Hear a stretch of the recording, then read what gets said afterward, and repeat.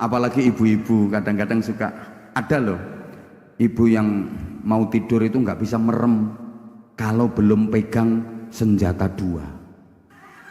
Iya, tangan kanan pegang botol diisi air hangat untuk nyekat tubuh, jadi botol diiseni banyu hangat ngenyek awak, tangan kiri minyak kayu putih untuk tolak suami, kok tolak angin untuk tolak suami. Jadi kadang-kadang ibu-ibu itu suka jahat lagi capek payah males ngelayani suami datang masuk kamar dengan semangat membara 45, ibu langsung blonyoan minyak kayu putih sakujur awak. Ya suami balik kanan sambil nyanyi putuslah harapanku. Lah gimana mau kena pembunuh selera tingkat tinggi. Akhirnya suami masuk kelompok tilawah, bukan tilawatil Quran, tilawah itu tidur di lantai bawah. Namanya pakai bahasa Jawa saja, karena menurut Profesor Aziz saya ini nggak bisa bahasa Indonesia. Dikira yang bisa ceramah pakai bahasa Indonesia itu harus profesor gitu kayak.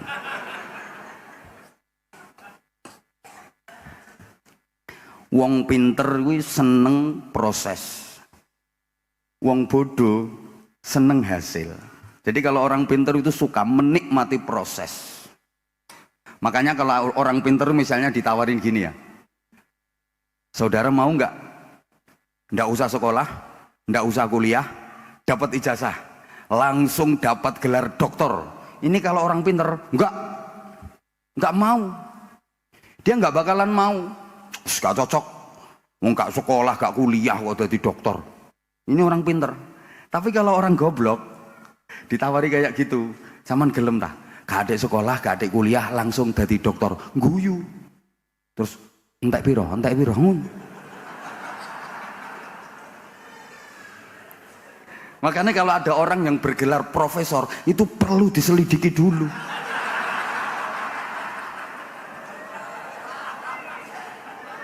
Jangan-jangan kayak yang belakangan tadi. Entek piro, no. Ijen Prof. Ini kalau enggak yang berani nggojoloki profesor itu berarti levelnya di atas profesor. Itu.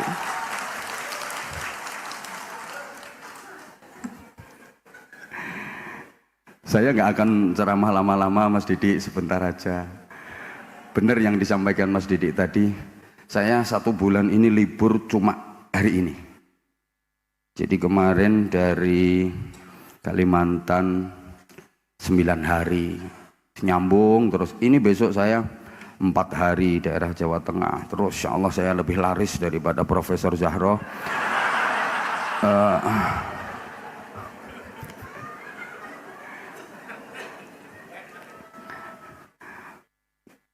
Untuk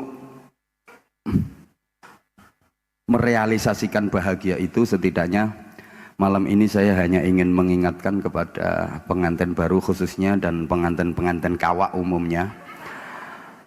Justru yang perlu diingatkan itu pengantin-pengantin kawak ya. Kalau pengantin baru itu semuanya serba hati-hati. Setidaknya ada 6 harapan asasi hidup manusia muslim agar hidup benar-benar bermakna. Dan 6 harapan asasi ini sesungguhnya kita sudah sering diingatkan setiap berinteraksi sosial, bahwa setiap kita mengharapkan 6 hal ini supaya hidup benar-benar bermakna. Hidup itu 1, harus selamat. 2, hidup itu harus sehat. 3, hidup itu harus nikmat. 4, hidup itu harus manfaat. 5, hidup itu harus terhormat. Dan yang ke-6, hidup itu harus sukses dunia akhirat. 6 kata yang akhirnya at. Ini nggak gampang loh, profesor pun belum tentu bisa.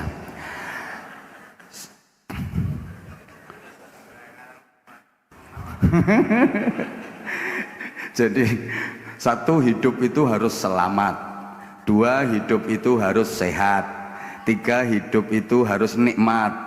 4, hidup itu harus manfaat. 5, hidup itu harus terhormat. Dan 6, hidup itu harus sukses dunia akhirat.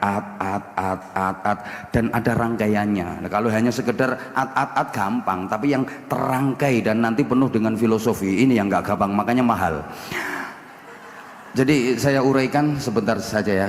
Mohon izin Mas Didi, sekarang hitungannya per menit.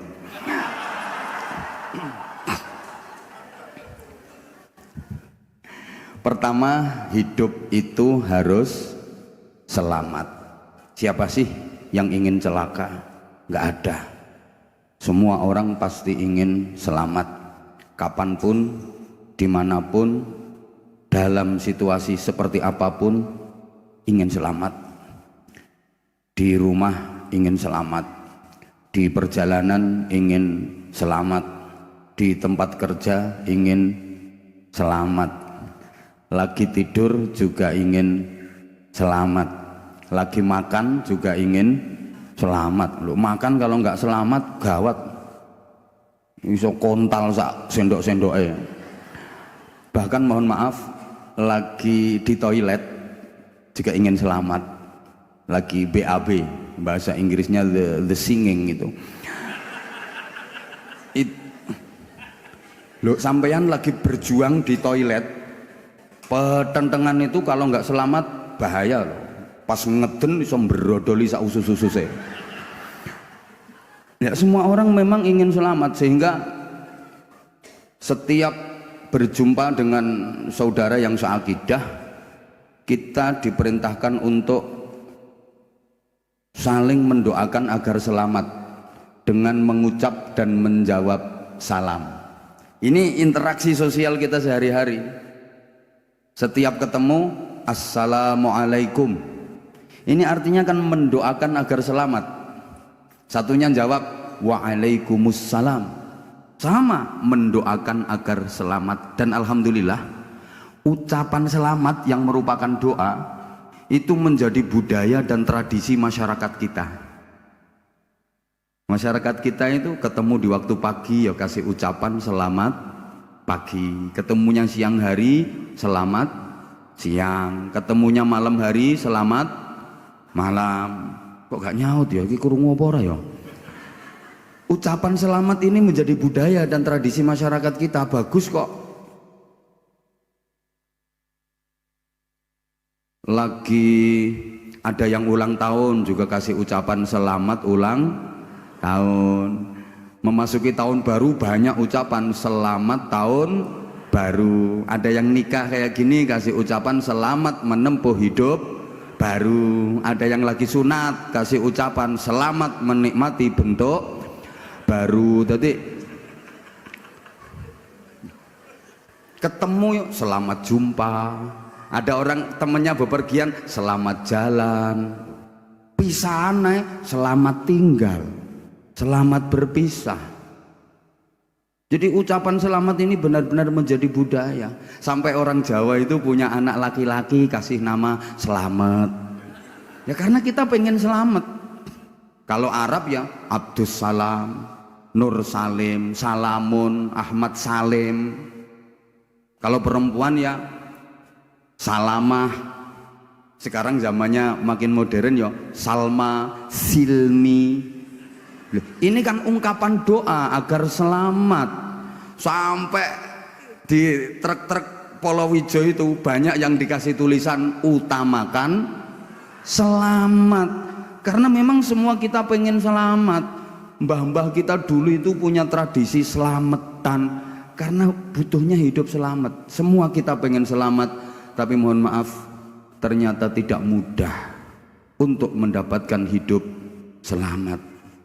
Banyak anak-anak kita yang dalam bergaulnya tidak selamat.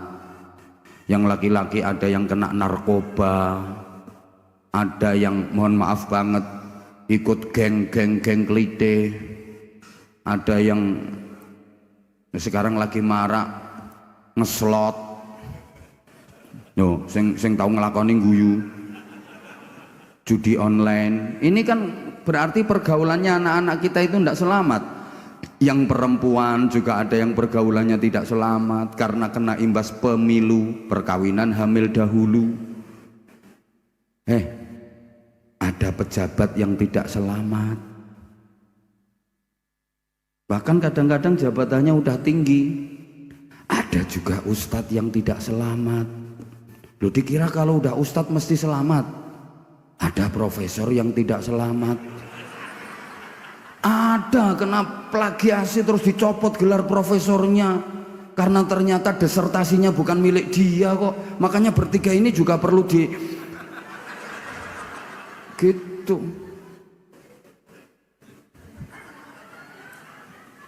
Loh, dikira kalau udah profesor terus udah disebut kiai, disebut ustadz mesti baik terus nggak ada jeleknya sama sekali.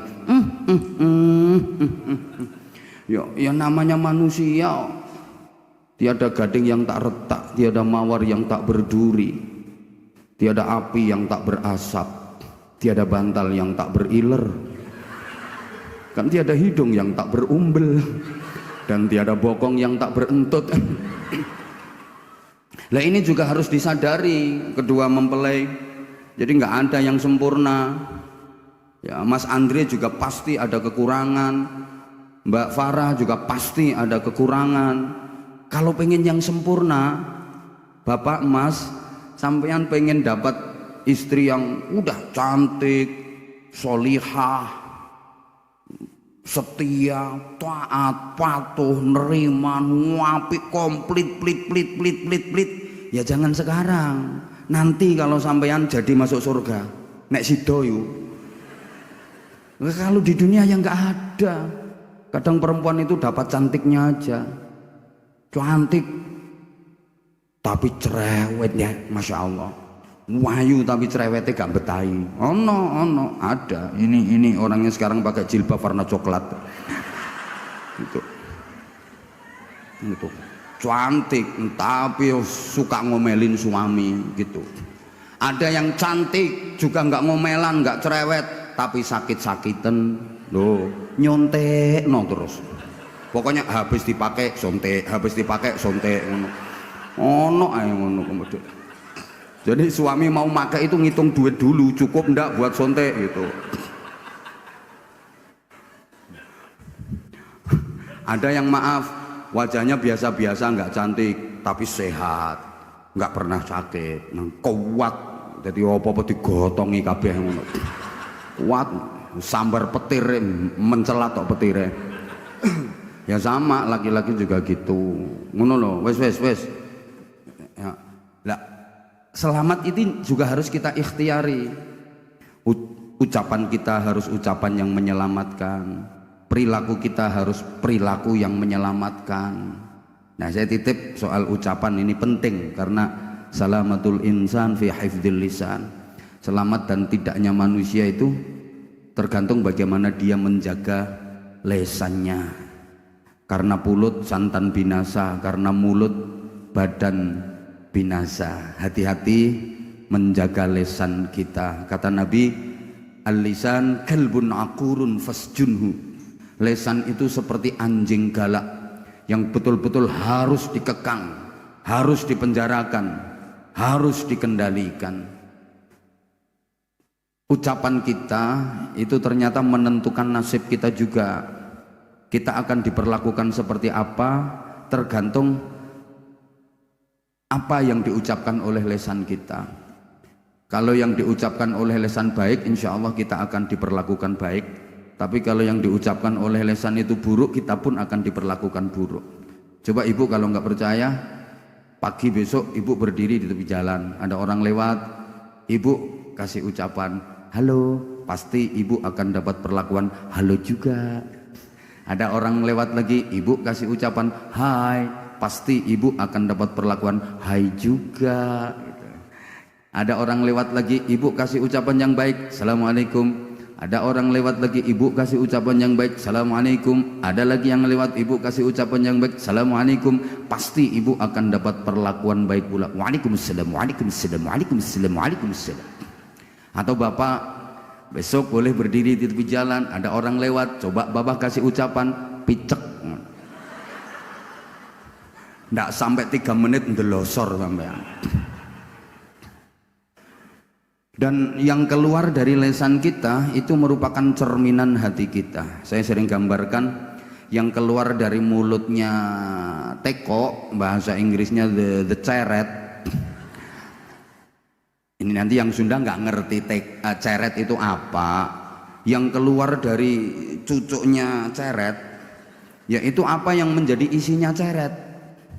Kalau ceret itu dalam isinya teh, dituangin, gak ngerti dituangin, disuntek.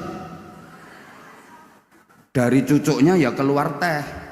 Ceret kalau dalam isinya kopi, disuntek, dituangin, dari cucuknya yang keluar ya kopi. Ayo tobu nyaut. Ceret kalau dalam isinya jahe, dituangin, disuntek, dari cucuknya pasti keluar jahe. Bapak ikut nyaut. Ceret kalau dalam isinya susu, dituangin, disuntek, dari cucuknya pasti keluar susu. Kalau yang keluar susu Pak, pasti 2. Makanya susu itu pasti 2. Kalau cuma 1, su. Lah iya toh. Susu itu 2, susu. Kalau 1 namanya, lah kalau 2, kalau 3, lah ngono. Saya kok jadi ingat ya. Saya tuh pernah ya tengah-tengah perjalanan ngaji itu, anak-anak tak bilangin, mampir dulu istirahat ke kantin. Saya kalau mampir kayak gitu suka nyamar saya. Jadi pakai kaos, saya selalu bawa topi, biasanya pakai topi terus kacamata hitam, nyamar karena wajahku kan wajah pasaran. Capek diajak selfie, diajak foto sama orang. Biasa, saya jauh lebih terkenal daripada Profesor Ali Aziz. Izin Prof. Nggak berani bantah, emang fakta. Coba subscribernya beliau berapa? Dikit. Saya udah 3 juta.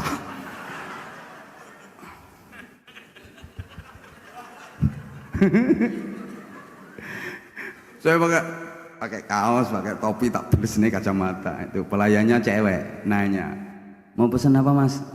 Saya bilang, susu Mbak. Itu dia nanya lagi, pakai es Mas? Ya mesti Mbak, susu tuh pakai es.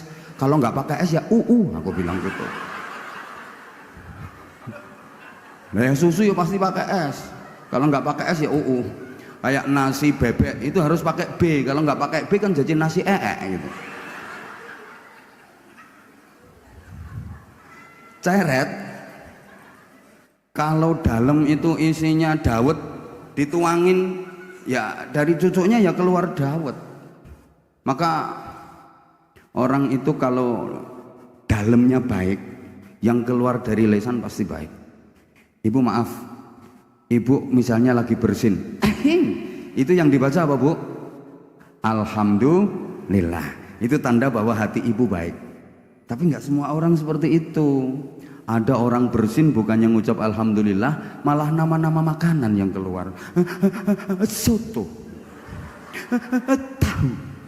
Berarti itu isi hatinya adalah departemen perbadokan. Loh, ini refleks. Bapak misalnya lagi jalan, tiba-tiba kakinya terantuk, kesandung loh Pak, enak-enak melaku kesandung, cetet. Biasanya ngomong apa Pak? Innalillah, astagfirullah, ya Allah. Karena memang dalamnya baik. Tapi ada kok orang enak-enak jalan kesandung batu cetet, itu bukan innalillah ya Allah astagfirullah, malah binatang-binatang berkaki 4 yang keluar. Siapa ngomong asu mau? Astagfirullahaladzim. Ini tak samarno binatang berkaki 4 malah dijuwelasno karo kono. Sing jaran sing ngopo metu kabeh, ya itu cerminan hatinya seperti itu. Dah ini Ibu, lek rumangsa gak melu nyangoni tolong ojo cerewet, meneng kok. Sing kate nyangoni lo meneng. Profesor aja nggak ada yang berani bantah kok. Sampai yang cerewet aja. Satu hidup itu harus selamat. Artinya ucapan kita, perilaku kita dan semua aktivitas hidup kita harus mengantarkan kita menjadi orang yang selamat. Jadi yang bikin kita nggak selamat itu ya diri kita sendiri juga gitu loh. Dah ini 2. Hidup itu harus sehat. Siapa sih yang pengen sakit? Nggak ada. Orang sakit itu nggak enak. Semuanya pengen sehat. Nggih Pak nggih? Bapak sama numpama duwe bojo nang ayu, tapi loro-loronen. Kayak apa Pak? Dikeloni nang kumat mengine. Ngik. Adek turune ngorok sisan. Ngikrok. Kowe ngeloni bojo padha karo ngeloni traktor, Pak. Turun jaba. Ibu sama, sampean misalnya punya suami ganteng, gagah, tinggi besar, duitnya banyak, tapi sakit-sakitan, ayo diobat-obitno meneng. Bingung sampean. Iki urip ta mati wong iki. Mosok dioncat-ancit nang kok gak ono sing ngungkil-ungkil balas. Bingung sampean. Makanya sehat itu penting. Ya Allah. Duh. Ketika kita berinteraksi, coba ketemu sama saudara, ketemu sama teman, setelah bertegur sapa, mengucapkan salam, yang ditanyakan pertama pasti kabar tentang kesehatan. Saking pentingnya. Assalamualaikum. Waalaikumsalam. Gimana kabarnya? Sehat? Mesti gitu. Assalamualaikum. Waalaikumsalam. Ya apa kabarnya Mbak? Sehat tak? Ya laki sama perempuan itu beda. Ini loh yang Profesor Zahro nggak bisa itu yang kayak gini. Makanya mahal saya.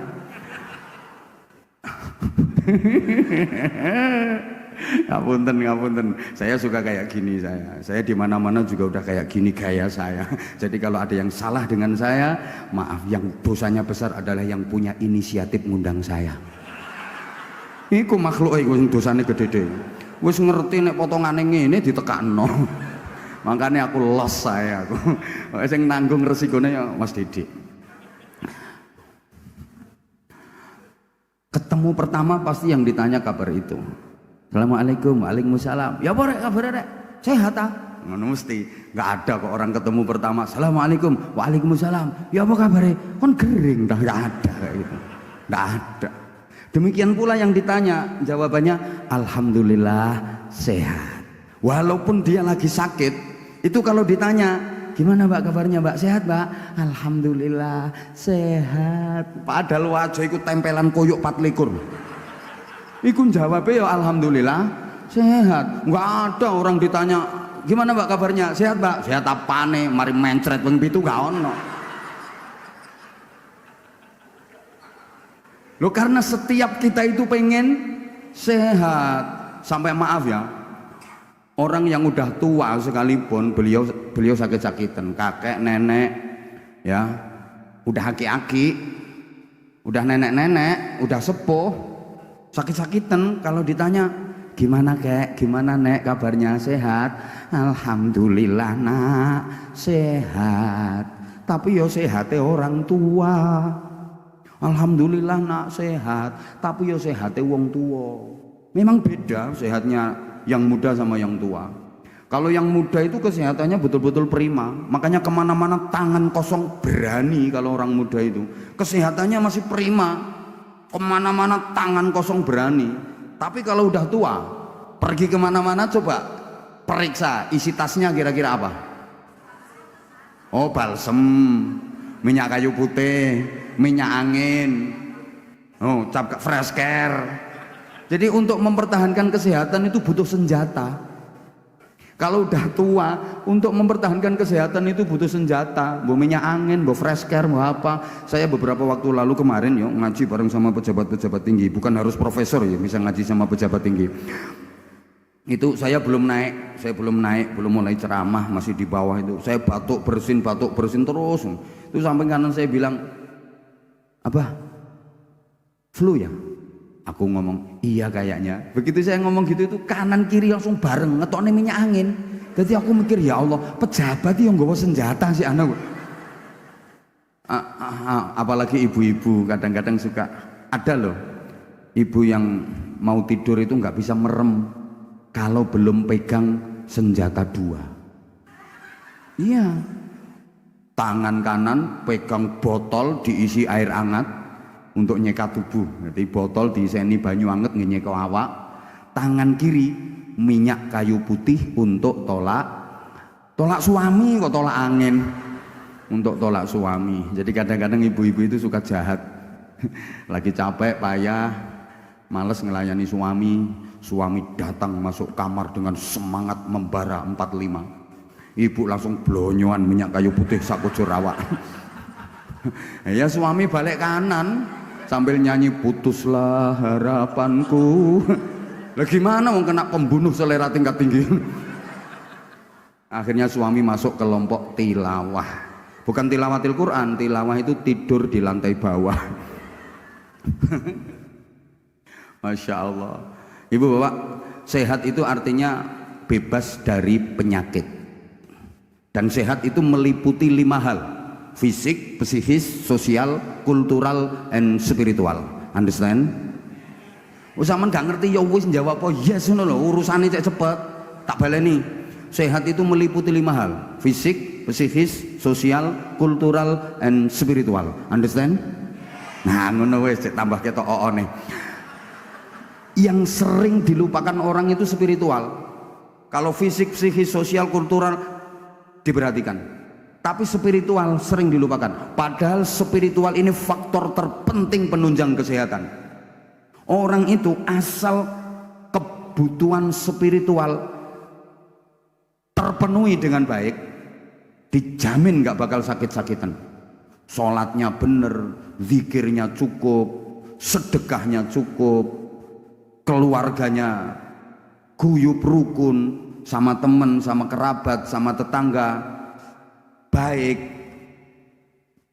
gak bakalan sakit-sakitan selama kebutuhan spiritual tercover dengan baik, tercukupi dengan baik, gak bakal sakit-sakitan. Spiritual ini paling penting. Bahkan orang sakit apapun, kalau hatinya gak diobati dulu, gak akan bisa sembuh penyakitnya. Tak baleni, pengumuman. Lu sakit apapun itu kalau hatinya nggak disembuhkan dulu, nggak bisa sembuh penyakitnya. Zaman model kok koyo gak percaya ngono tak omong. Insyaallah. Jadi kita harus mengupayakan agar hidup kita sehat. Pola hidup kita juga harus sehat, ya harus diikhtiari. Olahraga yang cukup, yang kita konsumsi, kita makan, kita minum, kita hirup harus yang menyehatkan. Harus. Kan katanya orang sakit itu ada karena pola makan, pola minum, pola pikir, pola hidup, dan yang paling banyak itu kakean pola.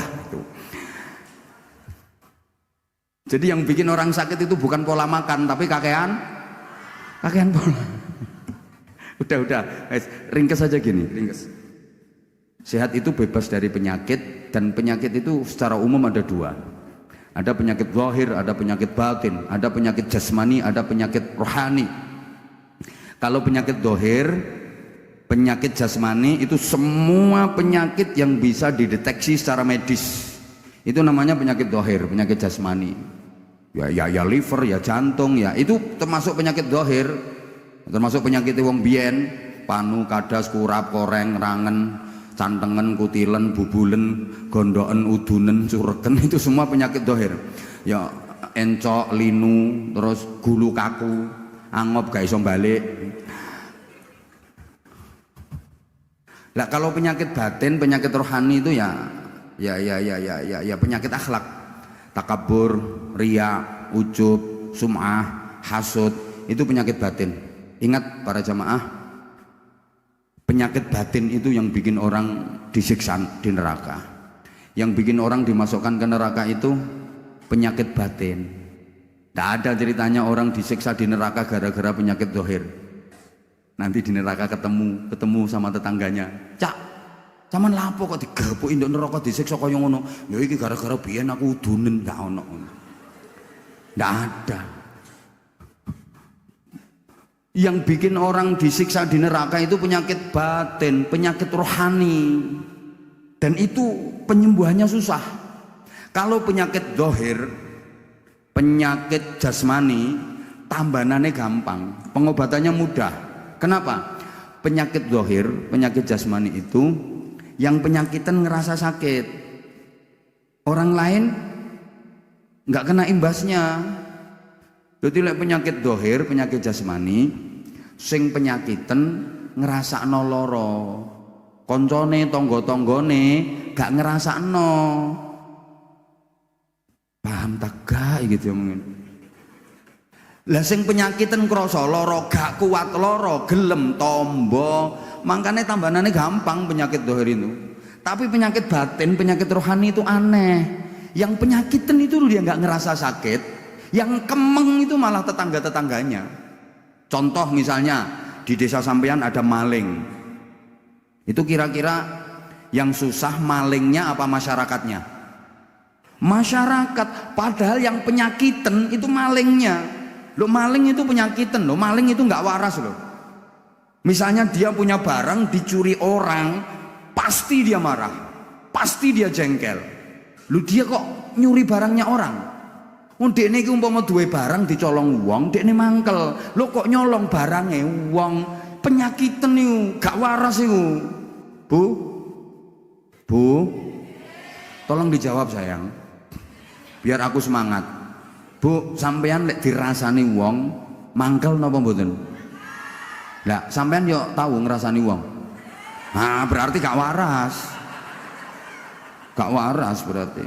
Niku penyakitan niku. Ya Allah, emane rek ayu-ayu do gendeng. Sakit itu.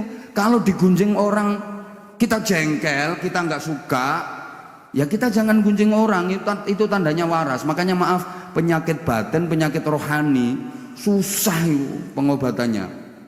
Dah, saya pernah dikasih tahu sama dokter, dan dokter itu ahlinya. Kalau soal kesehatan yang bicara dokter saya percaya.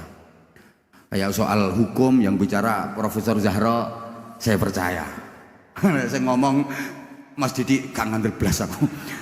Mas Didi ombakas fikih gak percaya blas, aku gak percaya. Ayo gak terima rene. Bolok plek kok. Kanca ngopi kula nih, kanca ngopi kula. Ning kamar tak telepon, "Mas, mudhun Mas, aku gak ono kancane ngopi Mas." Jarno kluyur.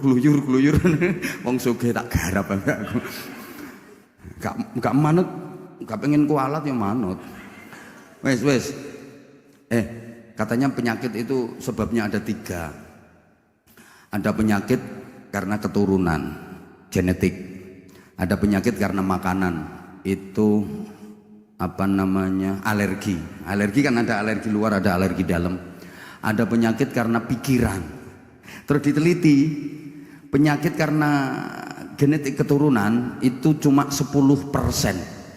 Makanya kita nggak boleh takut berlebihan ya. Kalau ada orang yang disinyalir diindikasi punya penyakit keturunan terus kita kucilkan, apalagi sampai dijauhi, dikucilkan, itu dosa, nggak boleh. Coba bayangkan, misalnya yang punya penyakit keturunan itu kita atau keluarga kita, terus dikucilkan sama masyarakat, kayak apa perasaannya?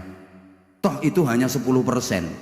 Ada orang yang dianggap punya penyakit keturunan terus punya anak 10, paling yang kena penyakit keturunan itu 1-2, yang 8 enggak kok.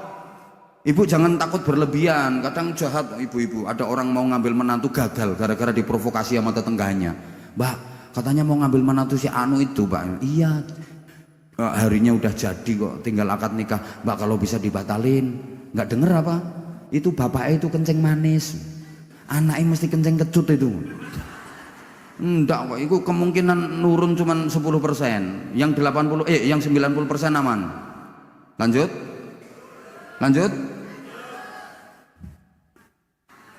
Waktunya udah tinggal 5 menit ini. Mas, tinggal 5 menit. Nanti kalau jamaahnya minta tambahan waktu berarti namanya lembur itu, Mas. Jadi ya paham lah jenengan kalau ada pekerja lembur itu hitungannya seperti apa. Penyakit karena makanan itu 15%. Berarti yang 80% enggak apa-apa. Teman kalau misalnya ada sakit terus periksa ke dokter disuruh tarak, nggak boleh makan ini, nggak boleh makan ini, sebenarnya nggak apa-apa kok. Kalau nggak percaya tanyakan sama Profesor Ahmad Zahra ini. Nggak ada larangan, Nabi nggak pernah melarang jangan makan ini enggak. Yang penting halalan thayyiban, syukur-syukur mubarakan. 2, tidak berlebihan.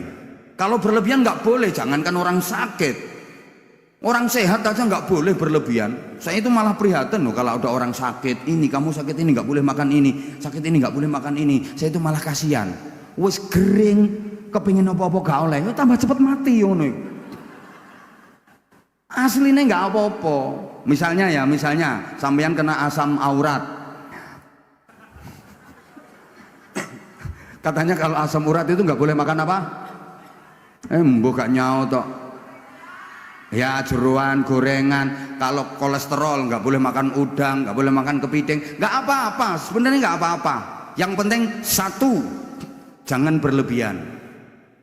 Ojo akeh-akeh. Dua, habis makan gak usah periksa. Gara konangan kok. Nggak apa-apa, sementing nggak berlebihan. Nah, 3 penyakit karena pikiran ini paling banyak, 75%. Jadi banyak orang sakit itu bukan karena keturunan, bukan karena makanan, tapi karena pikiran. Saya ulang ya, banyak orang sakit-sakitan itu bukan karena keturunan, bukan karena makanan, tapi karena pikiran. Kakean pikiran. Makanya aku gak tau roh, ono wong gendeng kok watuk, pilek iki gak tau roh. Wong gendeng-gendeng itu, padahal mereka itu keleleran, kehujanan, kepanasan, dirubung laler, tapi demurus sehat-sehat. Kemarin waktu Covid merajalela, wong gendeng 0%. Enggak ada yang terpapar, sehat-sehat. Makanya sampean lek kepingin sehat, gendeng. Kan dekne gak mikir. Sing gampang penyakit ini profesor kakan pikiran. Mikir ya. Nah, terus diteliti, Bapak Ibu diteliti. Laki-laki sama perempuan itu umumnya lebih cepat mati laki-laki. Bapak-bapak, sampean ki siap-siap rodok gampang mati, Pak. Loh kenapa? Kok umumnya lebih cepat mati laki-laki daripada perempuan? Ya karena itu karakter tadi. Wong lanang seneng mikir, gak patek seneng ngomong. Lah nek wong wedok kan seneng ngomong, gak patek seneng mikir. Wong wedok ngomong, gak patek mikir. Makanya sering wong wedok wis mari ngono. Lapo aku ngomong ngono mau? Lapo aku ngomong ngono? Dadi wong wedok ki ngomongnya gak patek mikir. Nenek wong lanang mikir gak patek ngomong. Wong lanang iku lali, lek kakean pikiran iku nggarai penyakit. Kakean ngomong gak apa-apa biasa. Umpama kakean omong iku nggarai penyakit, penceramah-penceramah gering kabeh. Guru-guru TK bareng gering-gering wong kakean ngomong. Ndak apa-apa kakean ngomong. Lah nek kakean pikiran itu Pak yang nggarai penyakit. Nah, nek wong wedok iku ngomong, wong wedok dijak lunga bojone pergi kemana itu. Weruh ana omah apik, gak kira meneng. Ya, omah iku apik ya. Jere sing lanang, iya apik. Omah apik ngono ku mbangun tak tukulan saya. Ya mbangun omah kok tukulan. Lah sampean iso mbangun tak gak ya? Gak iso ya tukang. Lah sampean kok gak nyeluk tukang ya? Ana tukang nganggur. Dadi wong lanang jawabe tas tapi pikirane ngenes. Bojoku kok ngomong omah apik, mikir. Wong wedok dijak dolen nang keluargane sing sugih, weruh meja kursi apik, gak kira meneng. Tangane neritis ndemak-ndemak. Kursi iki apik ya Yah ya. Ya apik. Kursi ngene iki oleh teko ndi ya? Toko. Nek tuku nandi ya? Toko. Saman weruh tokone ya? Ya weruh, toko ngono gak weruh. Lah saman kok gak tuku ya? Gak seneng modele aku. Jawabnya ya tas-tas, tapi pikirannya ngenes, mikir. Lah orang itu kalau mikir terus sarafnya kaku. Kalau sarafnya udah kaku, penyakit gampang masuk. Makanya maaf, saya kalau ceramah di mana-mana jamaah tak ajak guyon sampai aku, supaya sarafnya kendu. Orang itu kalau seneng, ketawa, seneng, bahagia, sarafnya kendor. Kalau sarafnya kendor, atine seneng, penyakit gak gampang mlebu. Wong nyaprut betutut susah, sarape kaku. penyakit gampang mlebu, terus meneng, terus mati. Makanya dokter dimanapun kalau mau nyontek pasien itu pasti dikendorin dulu sarafnya, nggak langsung castus brasbrus, enggak. Diajak ngobrol dulu, ibu rumahnya mana? Gosari Pak Dokter, karo diisik bokonge. Ya pakai kapas yang dingin nyes itu loh. Oke, dilihat kok, wah ini masih kaku, ini belum bisa disuntik ini. Ditanya lagi, Gosari sebelah mana Bu? Itu loh Pak Dokter, sebelah Masjid Mudhar Arifin. Sek diisik sek kaku. Ditanya lagi sama dokter, putrane pinten Bu? 6 Pak Dokter. Loh kok kata nggih cus ngono. Berarti dokter mau ngecus itu nunggu pasiennya hihihi gitu. Karena orang itu kalau ketawa hatinya bahagia, sarafnya kendor. Kalau saraf kendor bokong empuk, jadi cublesannya enak, cus gitu. Obat masuk roto dadi tombo. Lah orang kalau betutut cemberut susah, saraf kaku. Kalau saraf kaku bokong ngatos, cublesane alot, kadang jarume bengkong. Akhirnya dokter nggih tangan loro keretek cetok. Ya obatnya nggak masuk, cuma bokongnya tok sing mentol. Lah ini ilmunya dokter ya. Manusia itu sarafnya kaku apa kendor itu tandanya di pantat, tengerane nduk bokong. Makanya titenono Pak, wong wedok lemu iku kapan guyu bokongnya mesti mau obat mabit ini Pak. Dibonceng sepeda motor iso kocek kabeh. Ini mergo sarape kendor iku. Memang kan wis urip yo aja digawe susah. Halo? La takhaf wa la tahzan. Disuruh bahagia kok. Apalagi susah perkara donya. Sampeyan kalau khawatir besok makan apa, besok nggak bisa makan, itu dosa besar. Sampeyan sama halnya dengan melecehkan Allah. Allah itu menjamin rezeki seluruh makhluknya. Loh kok Anda khawatir besok nggak makan? Dosa besar itu. Berarti Anda meragukan Allah. Allah menjamin rezeki seluruh makhluk. Lah kok sama nanti khawatir, aku menemangan apa? Dosa gede ya mbak. Gajah ini loh gak sekolah, ya lemu-lemu.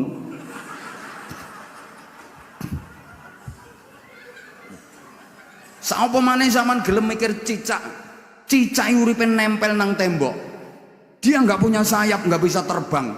Sementara konsumsi makanannya binatang-binatang yang terbang, panganan cicak, nyamuk, kaper, laron, punya sayap semua, bisa terbang semua.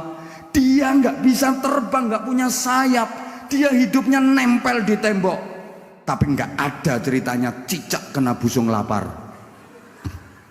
Ya soalnya cicak nerimo ketentuan Allah. Dia nggak pernah protes. Ya Allah, engkau pasti salah desain ya Allah. Makananku itu semua bisa terbang. Kenapa aku nggak kau kasih sayap? Tapi cicak nggak pantang menyerah. Cicak pantang menyerah, nggak pernah putus asa. Nyatane yo iso mangan. Apalagi sampean dikasih pikiran. Aku kalau belum minum kopi itu ceramah suka marah-marah gini modelnya. Ini ada orang ceramah minum aja nggak dikasih yo baru di sini ini. Ini loh. Wis ngerti kulinane ngopi gak dikai kopi. Bosok gak cerdas blas.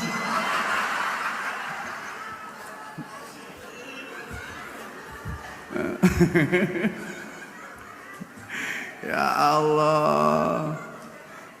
Semoga sehat kabeh. Nah, dan ibadah itu menyehatkan. Ngaji kayak gini menyehatkan banget. Semua ibadah kalau kita kerjakan dengan benar itu menyehatkan. Sumu tasihu, berpuasalah kalian maka pasti kalian akan sehat. Puasa menyehatkan, haji menyehatkan, umroh menyehatkan, sholat menyehatkan. Loh, gerakan sholat itu gerakan yang luar biasa dari segi kesehatan.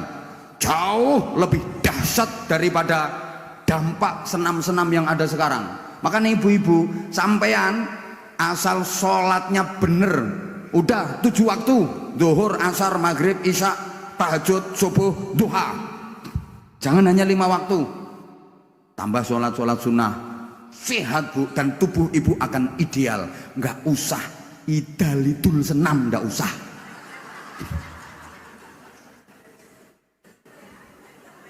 Loh, sholat itu jauh lebih dahsyat daripada gerakan senam apapun. Loh, ibu-ibu saiki ku senam, ada pakaiannya melefet, ngafret, mencolot ndul-ndul kayak gembol kucing anakan. Idul senam lah apa. Ono iku saiki wong nggih kudu ngireng lho.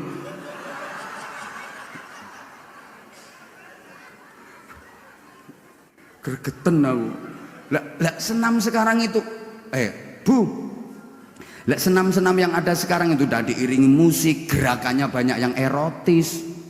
Apa itu? Islam iki biar gak kena dikondes. Loh, saya kalau ngelihat seperti itu sebenarnya ya seneng juga bu. Cuma ya terkendala status.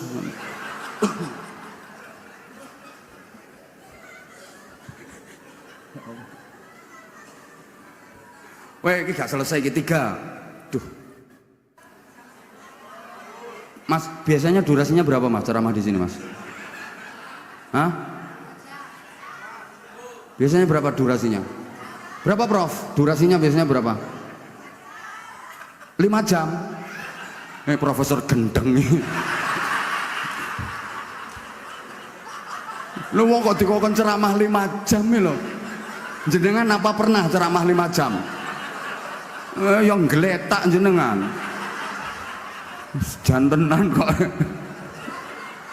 Wow, aku tanya baik-baik berapa prof? 5 jam jadi. Astagfirullahaladzim. Ini gara-gara kakan pikiran yang ini. Akhirnya jawab terus ngawur tok ini. Hati-hati prof, gampang penyakitan prof. Allahumma sholli ala Muhammad. Nah sekarang yang ketiga, ini bahas kalau di kalangan kita udah biasa bu, gojlokan model kayak gini, Profesor Ali Aziz, Profesor Zahro, Profesor Safik, gojlok-gojlokan ini udah biasa di kalangan kita kan ilmuwan, termasuk juga bangsawan, maksudnya bangsane turu awan, nek bengi nglayap koyok lowo. Dan sekarang yang ketiga, hidup itu harus nikmat. Ini kita dalam interaksi sehari-hari juga sudah diingetin kok. Makanya sekarang ibu-ibu pegang kotakan semua kan. Di depan ibu itu ada box. Isinya apa itu coba? Penguji kenikmatan. Makanya kalau ada acara apapun pasti selalu ada konsumsinya. Itu untuk menguji kenikmatan. Mohon maaf ibu, ketika box itu dibuka, terus diambil, terus dimakan, masih bisa merasakan nikmat ibu? Alhamdulillah, berarti masih normal. Karena setelah diuji kenikmatan, ada yang sudah tidak lagi bisa merasakan nikmat. Bahkan ada yang gak berani nyentuh. Serba ketakutan. Ada loh orang itu yang daging takut, gajah takut, gorengan takut, garam takut, kenikir takut, empeng takut, gula takut. Udah nggak bisa merasakan kenikmatan. Apalagi maaf kalau udah terserang penyakit komplikasi, dengan semua menu makanan yang digemari nggak berani mengkonsumsi. Ketemu sate dihindari, yang dicari cuma ikan teri, keasinan dikit tensinya tinggi, makan cumi-cumi alergi, kena sambal goreng ati asam urat kambuh lagi, ginjalnya udah bermasalah cuci darah seminggu 2 kali, kasih minum manis minta ganti karena udah punya pabrik gula sendiri, mendekati istri malah disingkri, meskipun minum obat kuat tetap aja nggak bisa berdiri. Rencananya mau naik 3 kali hanya bisa sekali, itu pun memaksakan diri. Lah kalau udah nggak bisa menikmati, Kadang diajak prasmanan model kayak gini, jalan berdua suami istri. Saya pernah ngeliat sendiri, kasihan sama si suami. Pengen ini mau ngambil, dibentak sama istrinya. Pengen ini mau ngambil, dibentak sama istrinya. Nyedok kekel ditampel, ojo iku. Eling penyakitmu, ganti mau ngambil soto, iku yo gak oleh. Aku ngomongnya dokter, ganti katanya jukuk sate, pengen cepet mati ta. Akhirnya sing lanang kari dulungap urip matane tok. Udah nggak lagi bisa merasakan nikmat. Padahal setiap kita pengen Allahumma sholli ala Muhammad. Ibu maaf, nikmat itu nggak harus enak ya. Nikmat sama enak itu beda. Beda. Yo beda. Mbok gak dirungokno.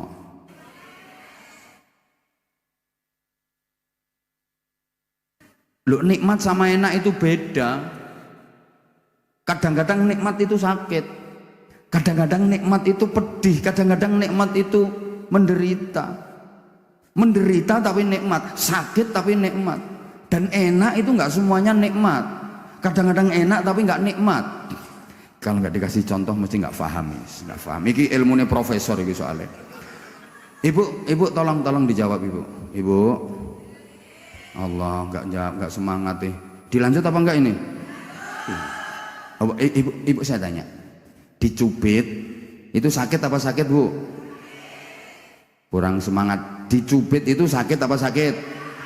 Sakit. Tapi kalau yang nyubit orang yang dicintai, misalnya kamu dicubit sama aku, sakit apa enggak? Sakit. Kalau bilang nggak sakit bohong. Sakit tapi terasa nikmat. Kenapa? Karena yang nyubit orang yang dicintai. Wah, saking senenge mbok nganti siwel lo gak diobati. Malah dibeset diambakno. Gue kenang-kenangan. Besok ketemu temen dipamerno. Mbak, kilo mbak dijewet Abah Hamzah. Sakit tapi terasa nikmat. Bu, ibu datang ke sini tadi jam berapa? Jam 5? Allah ya karim. Oke, ada yang jam 5. Sekarang udah jam setengah 10. Berarti udah 4 jam setengah ibu di sini. Capek apa enggak, Bu? Bohong. Wong gak capek kok lungguhmu wis alean ping 7. Sing silo, sing sembojong, sing metungkruk, mereng nengen, mereng ngiwa. Capek. Tapi meskipun capek, ibu seneng karena ibu merasakan nikmat. Kenapa? Bisa berjumpa sama idola. Loh, jujur, saya kalau ditanya apa, kalau jadwal ngaji kayak gitu, saya rata-rata sehari 3 kali. Kadang kalau lagi estafet itu lagi maraton sehari 4 kali, pagi, siang, malamnya saya selalu 2 kali. Tuh, 3 hari nggak pulang, 4 hari nggak pulang. Ditanya capek apa enggak? Kalau saya bilang nggak capek, saya bohong. Yo kesel, yo capek. Tapi meskipun capek, saya seneng karena saya dapat. Kalau gak ngerti karepku aja ndisiki. Jadi capeknya sih capek, tapi saya ngerasa nikmat. Saya bahagia, saya seneng karena saya dapat lambe lecek ngono. Saman pikirannya aja duwe ae, Bu. Lho, saman pikir kiai ku materialis ngono ta. Saman anggap kiai-kiai ku moto duiten. Sampeyan pikir kiai-kiai iki nek karo duit terus moh ngono ta. Pikiranmu sing genah. Karena saya dapat barokah. Oh, lho. Kok duit to, Bu? Duit itu ya penting, cuma astagfirullahaladzim. Sakit tapi terasa nikmat. Oke, sekali lagi, Ibu nanya, orang hamil payah apa payah, Bu? Ya orang hamil itu ya payah, ya capek, ya sakit.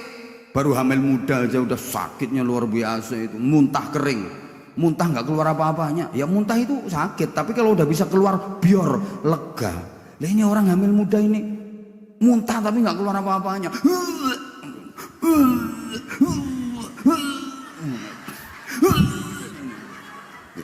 Siapa ngomong pernah ngalamin mau? Itu sakitnya udah luar biasa. Terus makin hari makin gede, kandungannya makin gede, perempuannya yang hamil itu makin degek, ya Allah ya Karim, terus semakin berat, terus gak iso diselehne. Ya kok misalnya kena diselehno, tepak repot masak selehno, kok mari centelno meneh, ndak bisa. Capek, payah. Tapi kalau yang dikandung itu anak dari suami yang dicintai, nikmat. Hamil itu capek, payah, sakit. Tapi kalau janin yang dikandung itu anak dari suami yang dicintai, nikmat. Tengah malam ibunya tidur, bayinya nendang, dial, nyunjuk ke atas, sakit tapi nikmat. Saking nikmatnya sampai suaminya dibangunin, ya, bangun sebentar ya, kilo ya, proyeknya sampeyan ya, garapan pola.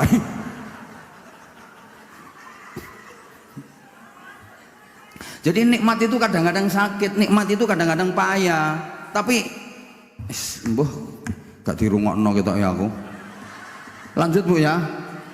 Itu ada loh orang sakit tapi dia ngerasa nikmat. Bahkan ada seorang pemuda itu sakit lumayan parah sampai opnam di rumah sakit berhari-hari. Tapi dia bahagia, dia ngerasa nikmat di rumah sakit. Sampai udah sembuh diajak pulang sama keluarganya dia nggak mau. Dia lebih bahagia di rumah sakit karena rupa-rupanya dia lagi jatuh cinta sama perawatnya. Jadi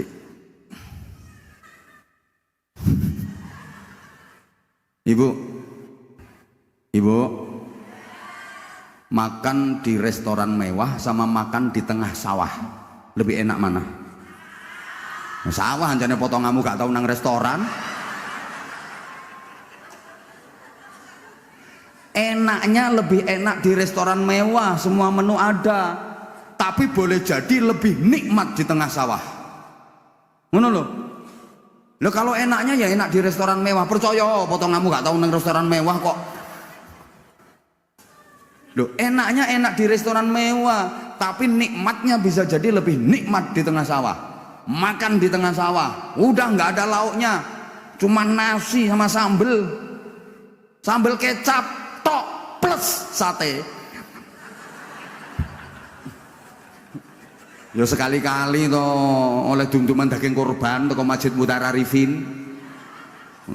Ya Allah, ditungguin nama istri makan berdua. Sambil kotor-kotor penuh dengan jenenge linet tanah gak karu-karuan, telap isok dulang-dulangan suami istri. Nikmat terus gak mikir apa-apa, dikampleng lo gak kroso. Kadang cuma maaf nasi sama sambel tok, gak ada yang lain. Nanti habis sambelnya tambah nasinya, habis nasinya tambah sambelnya, habis sambelnya tambah nasinya. Nikmat. Sementara yang di restoran mewah dengan menu lengkap tersaji semua ada, bisa jadi nggak nikmat. Baru dapat 2 sendok dia telan, mau nyendok ketiga keselak karena dia dengar ada orang dehem dari belakang krungu. Suaranya persis wong sing diutangi.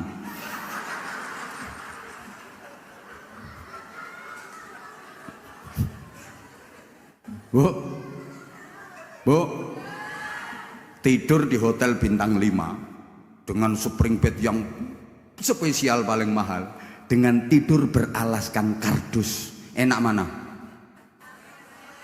Yalah kardus meneh anjane potonganmu gak tau turu hotel. Loh, enaknya ya enak tidur di hotel bintang 5 itu, tapi bisa jadi lebih nikmat yang tidur beralaskan kardus. Gak percaya? Turu lemean kardus, kerusek, mimpinya masuk restoran. Telap mangan, ngombene es degan, ngelilir iler sing disedot. Lah itu yang tidur di restoran mewah, spring bed mentul-mentul, mendut-mendut, mimpinya diuber-uber genderuwo, ayo dikejar-kejar sama hantu. Ya katok kok. Ngono lho. Udah. Nah, nikmat ini yang bikin bahagia. Allahumma sholli ala Muhammad. Dan maaf banget, nikmat itu yang bikin bahagia. Satuan kebahagiaan itu bukan rupiah. Satuan kebahagiaan bukan dolar, bukan real, bukan euro, bukan yen. Tapi satuan kebahagiaan itu adalah hati. Ngapunten. Bahagia bukan soal harta, tapi bahagia itu soal rasa. Paham tak gak? Ya tidak ngomong model ini. Bu, banyak kok orang yang kaya, harta, tapi hidupnya nggak bahagia. Banyak kok orang yang dibilang miskin harta, tapi hidupnya bahagia. Ayo sampean pilih endi? Sugih, loro-loron, melarat, sehat. Pilih endi sampean? Pilih sugih. Astagfirullahaladzim. Ayo budek. Pilihannya lo nggak ada itu. Nggak dewi jarine. Pilihannya cuma sogeh loro-loron, melarat, sehat. Sampean pilih? La haula wala quwata illa billah. Iki padha karo sampean dikokon milih jilbab loro, sijine abang, sijine ijo. Pilih ndi? Biru. Ayo oon. Tak ulangi jawabannya, milih sehat masih melarat sampean. Soalnya sampean lek sehat, meskipun sementara isek melarat, suatu saat ada harapan berubah dari sogeh sampean. Kerja keras ikhtiar maksimal dibarengi donga. Lah sampean sogeh tapi lek gak sehat, duitmu gak kena kayak tuku kesehatan. Nggih napa mboten? Nggih apane mau gak mbok pilih ngono.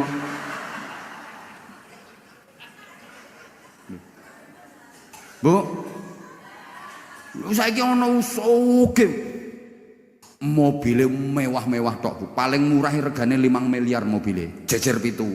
Tapi dekne kena stroke berat. Nah coba, sing numpaki mobile malah supire, pembantune, dekne terima numpak gledekan yo. Dorong kursi roda. Lha apa artine duwe mobil mewah pitu? Tumpakane gledekan, duwite triliunan, tapi uripe nang ruang ICU. Makan minum impus, ngoyo ngeseng diselang, nuripe kare.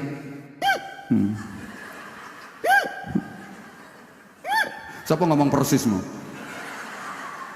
Yo enakan sampean masih melarat sehat, yo mangan semongko sing ngerokok entek sak kulit-kulite. Ngono lho. Maka hidup ini yang penting bukan apa dan berapa yang kita dapatkan, tapi yang penting adalah apa dan berapa yang bisa kita rasakan. Percuma berhasil mendapatkan kalau nggak bisa merasakan. Percuma mas sampean berhasil mendapatkan cewek cantik yang jadi idaman, jadi istri sampean, tapi sampean nggak bisa merasakan soalnya sampean impoten. Ayo. Percuma berhasil mendapatkan jabatan tapi nggak bisa merasakan nikmatnya jabatan itu. Yang penting bukan apa yang kita dapatkan, tapi apa yang bisa kita rasakan. Hidup ini yang penting bukan apa dan berapa yang kita miliki, tapi yang penting adalah apa dan berapa yang bisa kita nikmati untuk kita syukuri. Percuma memiliki kalau nggak bisa menikmati. Ngapunten, duit TV kabudi 7.500 inch, tapi matane belek. Kayak apa TV ombo? Mending TV kecil-kecil tapi matanya sehat, sewaktu-waktu bisa mentelengi.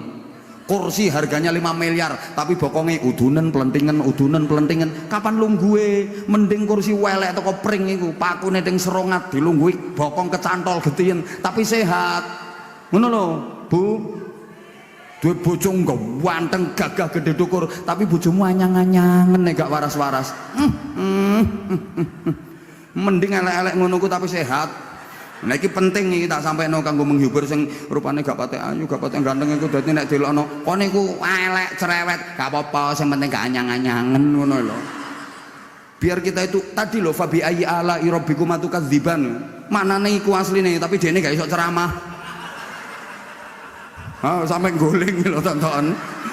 Iku fabi ayyi ala rabbikum atukadziban itu kalau diterjemahkan luar biasa lho iku. Ini mewarisi tenan, mewarisi sesepuhe dulu beliau. Tadi videonya tadi loh, jadilah orang yang manfaat. Masya Allah, itu luar biasa. Itu filosofi kehidupan yang sungguh luar biasa. Wis ngrewel pengen suwe, omahmu ndi engko tak ampiri tak ceritani dhewe ya. Ya sampai subuh engko tak ceritani wis. Rewel. Enake kari ngrungokno. Anjene wong wedok sing kadung krasa enak terus mau wis ngono. Terus ya kono nang ngisor kari terus nang ndukur ya dengkleh nuruti.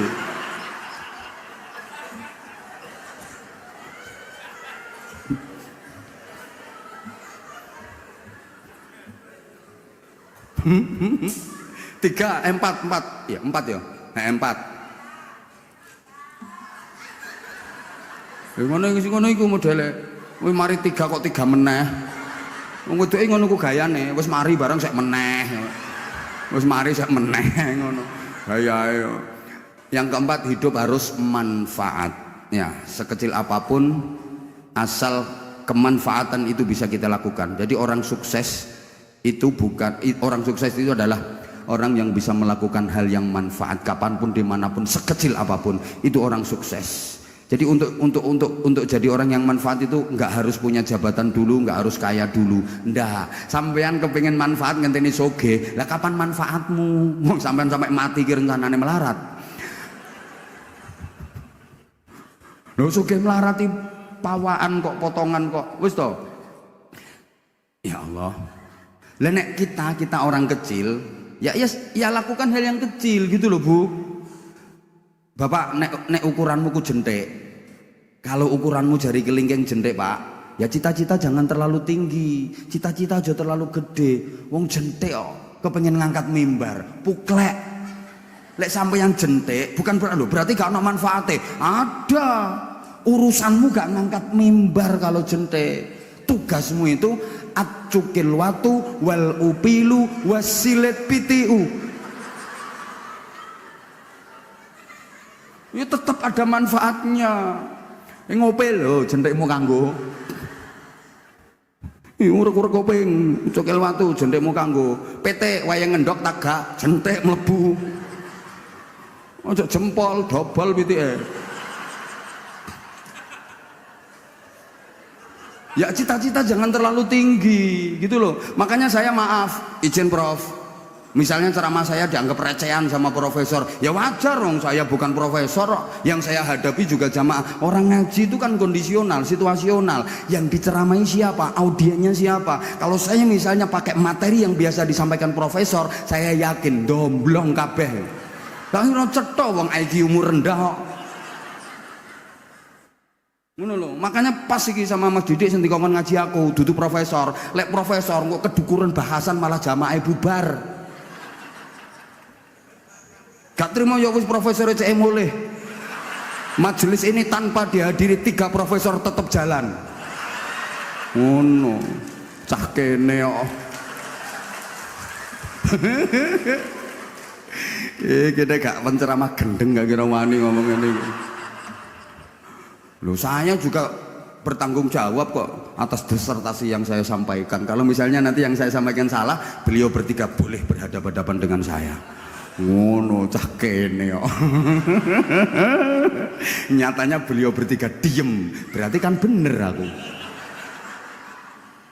Ngono. Yang ngaduk ya tak tinggal Melayu ambek aku. Cek diketeni dekne, mulai aku Mas.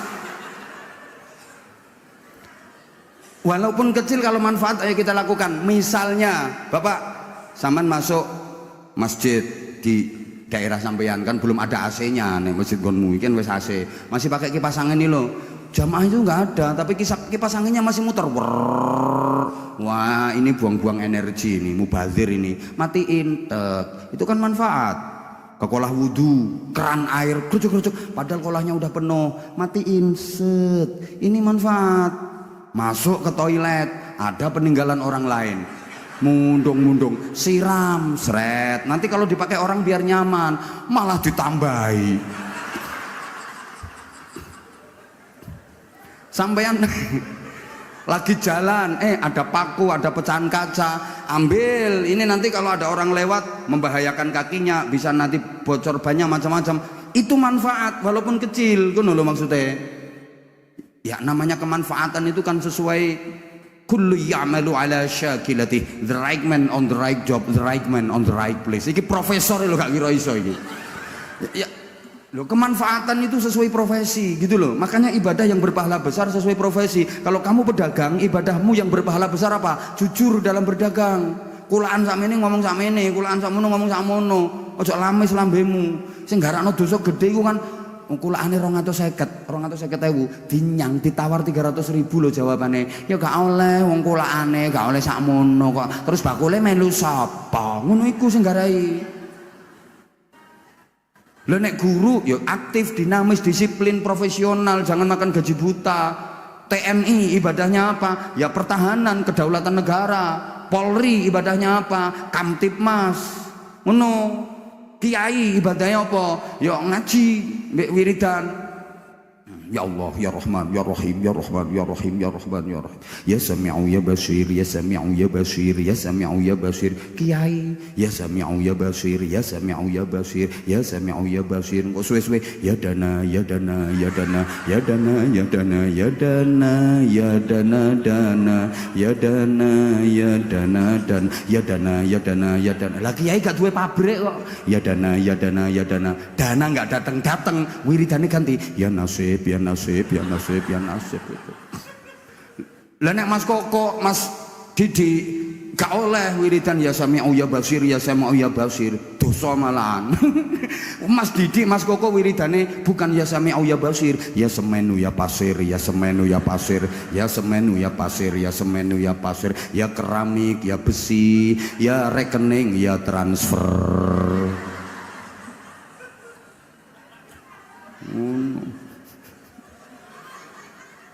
Lah kalau pejabat ya ibadahnya kebijakan.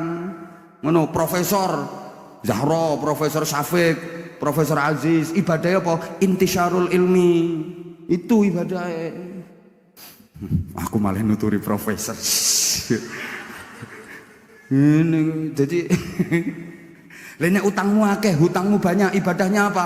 Ibadah yang berpahala besar. Kamu kerja keras, nyari duit biar bisa ngelunasi utang. Jangan salah.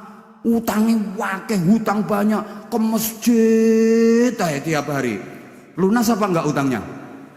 Lunas, lek bentino nyolongi kotak amal.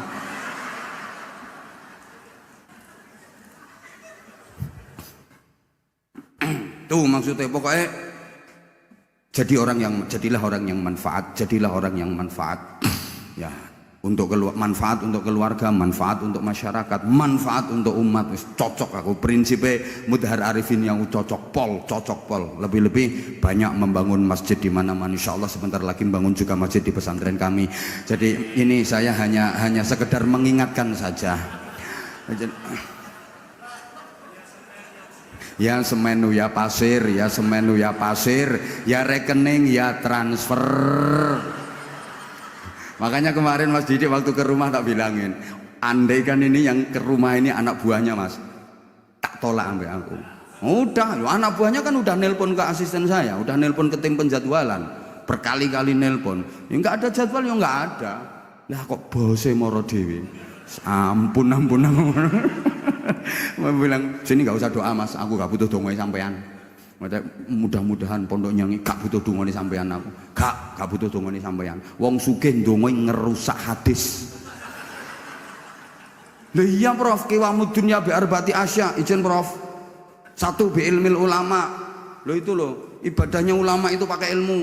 Dua, wa adlil umara, ibadahnya pemimpin pejabat itu pakai keadilan, kebijakan. Tiga, wasakhawatil aghnia, orang kaya itu ibadahnya pakai kedermawanan, nyumbang. Wong sugih ndonga ngerusak hadis. Aku gak perlu dongane Mas Didik, gak perlu blas. Bisa mandian sing melarat-melarat iku lho dongane. Wa da'watul fuqara, dongane wong melarat iki bagian donga. Makane titenono anak sing akhlake apik-apik, pinter-pinter iku rata-rata anake wong melarat-melarat. Loh berarti anak wong sugih gak iso apik, iso. Wong sugih sing anake apik-apik itu bukan wong sugih sing sregep ndonga, mergo dongane wong sugih gak mandi. Wong sugih sing anake apik-apik iku wong sugih sing welas karo wong melarat, suka membantu wong melarat, akhirnya sing melarat ndongakno. Dadi mek oleh percikan dongane wong melarat. Yakin sing keplok nang ngguri melarat kabeh.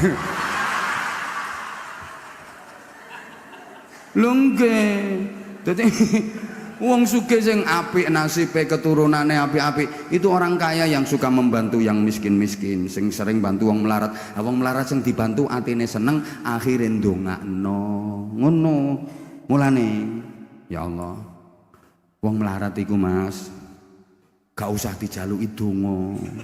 Wis tok kek ana dhuwit engko lak metu dongane dhewe. Ya angger diseni pulsa ya muni wong melarat ngono. Itu jadi terakhir. Oh masih 5, saya kurang loro. Ringkas-ringkas saja, ini udah hampir jam 10. Pelanggaran kalau terlalu malam. 5, hidup itu harus terhormat. Semua orang pengen terhormat, maka di setiap event, di setiap acara coba mulai MC tadi loh, mulai MC sambutannya Mas Didi sampai sekarang saya selalu yang saya hormati, selalu Ibu yang saya hormati, seluruh manajemen yang saya hormati, pengurus yayasan yang saya hormati, Dewan Syariah yang saya hormati, Bapak dan Ibu semuanya yang saya hormati. Kenapa? Karena setiap orang pengen dihormati. Sejelek-jeleknya orang tetap pengen dihormati. Maka maaf, saya kalau lagi ngisi ceramah di lembaga pemasyarakatan, sering saya ngisi di lembaga pemasyarakatan, ada satu yang viral pas di lembaga pemasyarakatan Gresik itu saya masa tak antemi kabeh. Itu uniknya mereka itu malah seneng. Jadi saya kalau ngaji, maaf ya, yang saya hadapi itu saudara-saudara kita yang masih belum benar jalan hidupnya, masih dalam tahap pembinaan di lembaga pemasyarakatan. Saya ngomongnya juga harus saya atur, saya jaga. Bapak-bapak, ibu-ibu dan saudara-saudara sekalian yang saya hormati. Karena betapapun mereka juga pengen dihormati. Sejelek-jeleknya orang kalau nggak dihormati itu bisa marah. Jadi saya ngomongnya tetap, meskipun yang saya hadapi narapidana, saya ngomongnya ya bapak-bapak, ibu-ibu dan saudara-saudara sekalian yang saya hormati. Coba misalnya saya jujur, bapak-bapak, ibu-ibu dan saudara-saudara sekalian, para penjahat yang terlaknat, yang moralnya bejat, yang menjadi sampah masyarakat, yang bangsat dan yang keparat. Nggak bisa pulang saya. Diantemi kursi aku. Tetap yang saya hormati, mereka juga pengen dihormati kok. Semua orang pengen terhormat. Bahkan maaf, kalau sekali waktu saya diminta ngasih pembinaan di lokalisasi, sering saya Prof, dan saya betah kalau ngaji di situ. Loh kan siapa tahu jadi sarana hidayah gitu loh, maksudnya gitu. Masya Allah, pakaiannya seperti itulah mereka itu, namanya mereka maaf WTS mereka, wadah titip senjata. Jadi lo kan namanya PSK itu kan perempuan suka konoan itu. Jadi ada yang nyebut pelacur karena disumpeli alat mancur, itu dia. Malah kalau bahasa Jawa Timur I love you, mari dilapi tinggal belayu. Yang saya hadapi, sorry ya, wanita-wanita nakal, maaf banget, itu saya tetap harus menghormati mereka. Saya kalau ngomong ya ibu-ibu dan mbak-mbak yang saya hormati. Coba kalau tak omong nih apa nih, ibu-ibu dan mbak-mbak, para londe-londe sekalian yang suka menghabiskan duit orang, juga para begenggek-begenggek yang sudah lecek, nyenyek.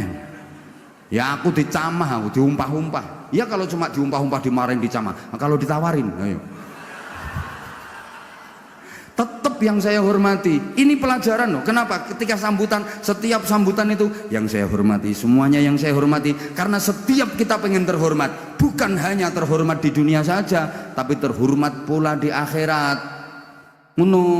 Sehingga ucapan kita juga harus mengantarkan kita jadi orang terhormat.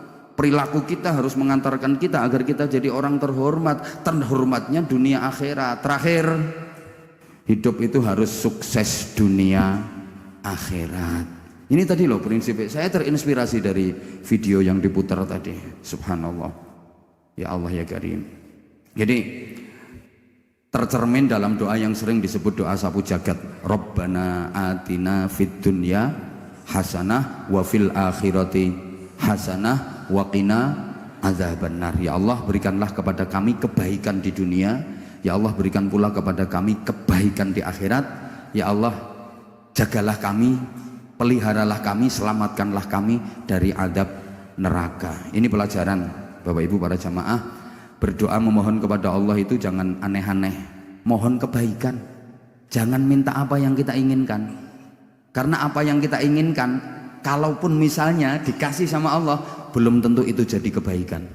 Beda kalau kita mintanya kebaikan. Ya Allah, aku mohon kepadamu kebaikan di dunia. Apa itu? Apa saja yang menyangkut urusan dunia, jadikan itu kebaikan buat kami. Wow, ini keren doa ini. Ya Allah, berikan kepada kami kebaikan di akhirat. Urusan apa? Apapun yang menyangkut urusan akhirat, berikan kami kebaikan. Jadi kalau berdoa itu jangan minta apa yang kita inginkan. Karena apa yang kita inginkan itu belum tentu jadi kebaikan. Boleh jadi dikasih sama Allah, tapi nggak jadi kebaikan. Yang di belakang, maaf ya, rata-rata sampean kan pengen sugih, nggih, ketoro. Ada enek wong ngomong wis gak apa-apa melarat ya wis malah enak. Iku asline wong ngempet iku. Ngempet asline. Tapi kenapa sama Allah kok nggak dijadikan kaya? Karena menurut Allah yang baik bagi sampean itu gak sugih. Soalnya umpama sampean kok sugih malah bahaya.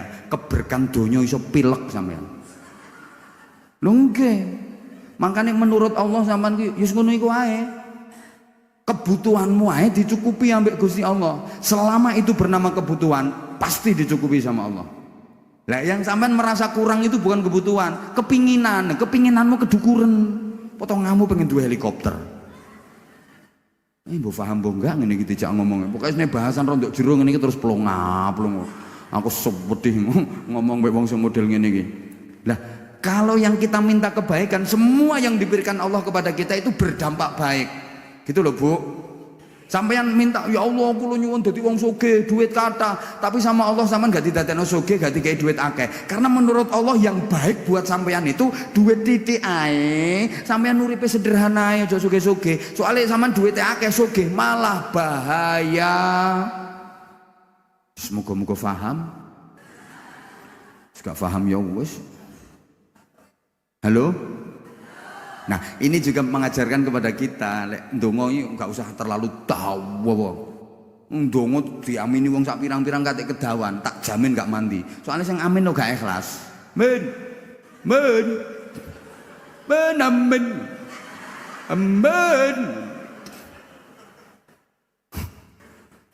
Ringkes, teges, mentes. Lho Kanjeng Nabi nek ngulangi ngono. Allahumma inna nas'aluka min khairi ma sa'alaka minhu nabiyuka Muhammadun sallallahu alaihi wasallam. Ya Allah, aku minta kepadamu apapun kebaikan yang diminta oleh Nabi Muhammad. Apa itu? Ya Nabi Muhammad minta apa? Aku juga minta. Loh ngono. Aku bermohon perlindungan kepadamu dari semua apa yang Nabi Muhammad bermohon perlindungan kepadamu. Apa itu? Ya semua yang Nabi Muhammad mohon perlindungan, aku juga. Kanjeng Nabi nek ngulangi ngono ndonga. Tapi ya jangan terlalu ringkes. Keringkesan ngono. Ngatong. Ya Allah, Engkau tahu yang ku mau, amin. Nah itu ya keringkesen itu.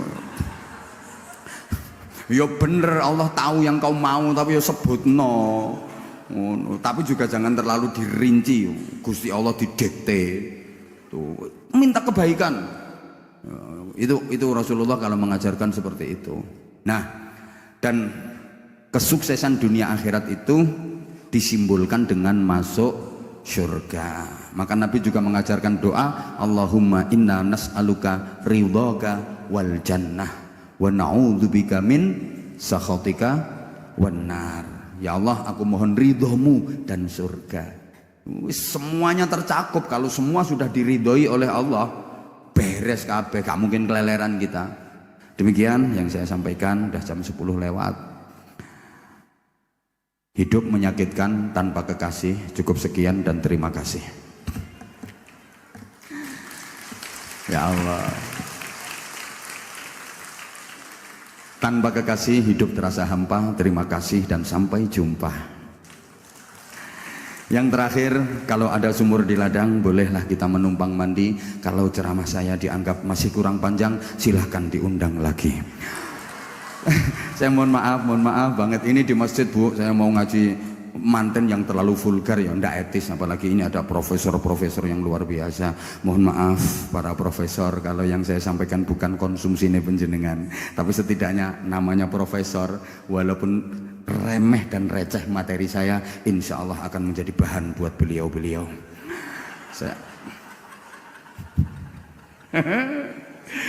Ya bener Mas Didi, Mas Koko, Mas Wawan dan ibu-ibu yang mulia, saya mohon maaf kalau ya saya seperti ini Ibu, mohon maaf saya suka cengengesan orangnya, tapi insya Allah kalau dicerna ada hikmah di balik humor yang saya sampaikan, bukan hanya sekedar cengengesan saja. Ini udah gaya saya.